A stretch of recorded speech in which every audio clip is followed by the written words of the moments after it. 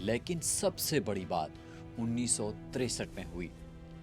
ये कोई फिल्म नहीं था, यहाँ कोई हीरोइन भी नहीं थी, यहाँ बस एक गाना था, ऐ मेरे वतन के लोगों। 26 जनवरी 1963 को दिल्ली के नेशनल स्टेडियम में लता ने ये गाना गाया। जवाहरलाल नेहरू रो पड़े।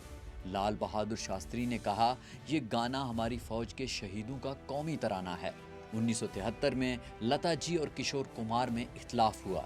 6 साल तक एक दूसरे के साथ गाना नहीं गाया। 1979 में पंचम ने गोलमाल में दोनों को मिला दिया। आने वाला पल जाने वाला है गाना रिकॉर्ड करते हुए दोनों रो पड़े और गले मिले और दोनों की दोबारा से दोस्ती हो गई। 1990 की दहाई में नई गुलकारें आईं, लेकिन लता जी ने कभी मुकाबला नहीं किया। 1999 में फिल्म दिल तो पागल है में एक शानदार गाना दिल तो पागल है गाया, जो शाहरुख खान पर फिल्माया गया। 2001 में भारत रत्न मिला, हिंदुस्तानी मौसीकी की पहली खातून। 2010 के बाद कम गाने गाए, लेकिन हर गाना शाहकार हुआ और 2011 में आखिरी फिल्मी गीत गाया। 6 फरवरी 2022 सुबह के 8:12 बम्बई के बरीच कैनेडी अस्पताल में एक दिल ने धड़कना छोड़ दिया, लेकिन उसी लम्हे पूरी कायनात ने सांस रोक ली। एक आवाज़ ने जिस्म छोड़ा था, मगर वो आवाज़ दुनिया की रगों में दौड़ने लगी। ये सिर्फ आम कहानी नहीं है, ये मौसीकी की कहानी है, जो 92 साल तक लता मंगेशकर की आवाज़ में सोता और जागता रहा। एक लड़की जो 13 साल की उम्र में बाप की मौत के बाद घर की वाहिद कमाने वाली बनी थी। एक लड़की जिसने 1942 में पहला गाना गाया और 2022 में आखिरी सांस तक गाना गाती रही। 20,000 से 50,000 गाने, 20 से ज़्यादा ज़ुबानें, 7 दहाइयाँ, और फिर भी जब वो गाती थी ऐसा लगता था कि जैसे पहली बार इतनी दिलकशी के साथ गा रही हैं। ये कोई फिल्म नहीं है, ये मौसीकी की असली कहानी है। हमारे साथ रहें और हमारे चैनल को सब्सक्राइब करें ताकि आपको हमेशा की तरह ऐसे इंटरेस्टिंग स्टोरीज मिलते रहें। 28 सितंबर 1929 इंदौर की एक मराठी घराने में एक बच्ची पैदा हुई। बाप दीनानाथ मंगेशकर, क्लासिक गुलकार और थिएटर आर्टिस्ट। माँ शिवधनी, घर की रानी। बच्ची का नाम रखा गया हिमावती, लेकिन बहन मीना के मुंह से निकला लता, और वही नाम दुनिया ने कबूल कर लिया। 5 साल की उम्र में लता बाप के नाटक में काम करती रही। बाप हैरान था कि आखिर इसके पास ये खूबसूरत आवाज़ आई कहाँ से।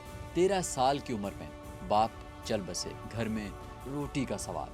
लता ने स्कूल छोड़ दिया और बम्बई में फिल्मों के चक्कर लगाए। पहला ऑडिशन एक डायरेक्टर ने लिया, सुनकर कहा कि आवाज़ बहुत पतली है, ये आवाज़ कभी भी ऊपर नहीं जाएगी और लता कभी गुलकार नहीं बनेगी।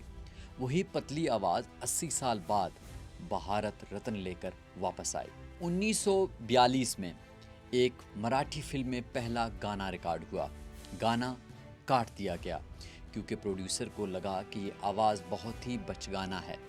1945 में बड़ी नामी एक फिल्म में पहला हिंदी गाना गाया, माँ को मत भेजना। फिल्म फ्लॉप हुई, लेकिन लता की आवाज़ आई। 1947 तक लता को कोई बड़ा ब्रेक नहीं मिल सका। 1948 में एक दिन घर में अकेली बैठी हुई लता और सोच रही थी कि अचानक से गुलाम हैदर आए और कहा कि चलो स्टूडियो, आपसे आज मैं एक गाना रिकॉर्ड करवाता हूँ।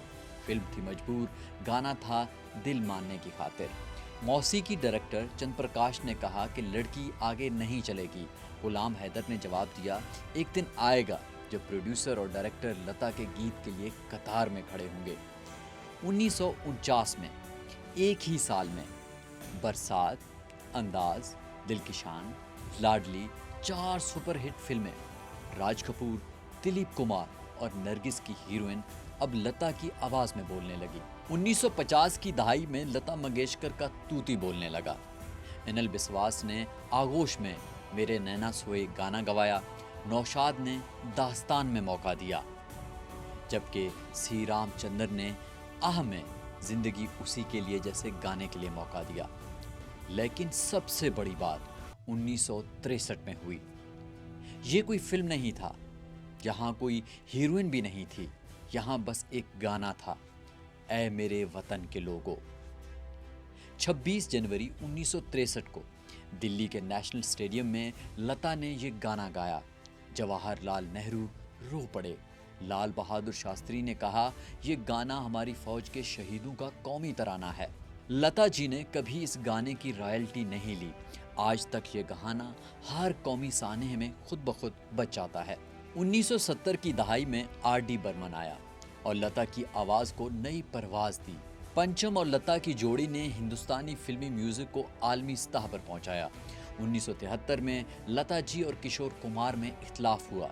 6 साल तक एक दूसरे के साथ गाना नहीं गाया। 1979 में पंचम ने गोलमाल में दोनों को मिला दिया। आने वाला पल जाने वाला है गाना रिकॉर्ड करते हुए दोनों रो पड़े और गले मिले और दोनों की दोबारा से दोस्ती हो गई।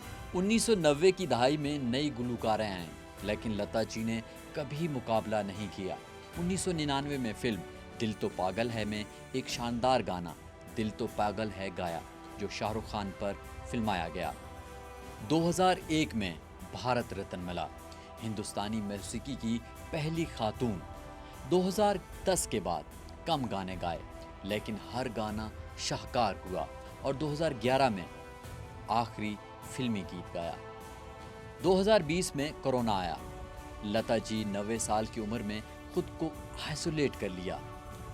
2022 में कोरोना इन्फेक्शन हुआ, 28 दिन तक लड़ती रहीं।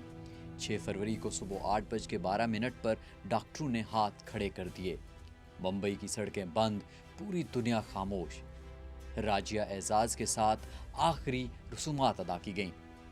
लेकिन जब चिता जल रही थी तो कहते हैं कि वहां पर एक बूढ़ा फौजी खड़ा था और बार बार गा रहा था, ऐ मेरे वतन के लोगों।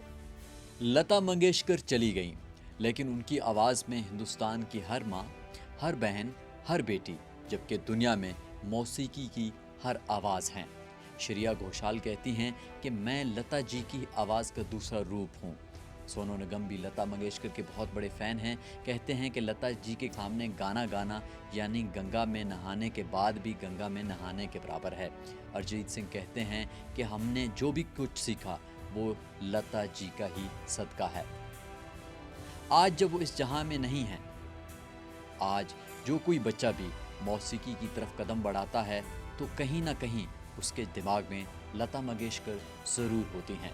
जब तक सांस है, जब तक दिल है, जब तक मोहब्बत है और जब तक मौसीकी है, वहाँ पर लता मंगेशकर ज़रूर हैं।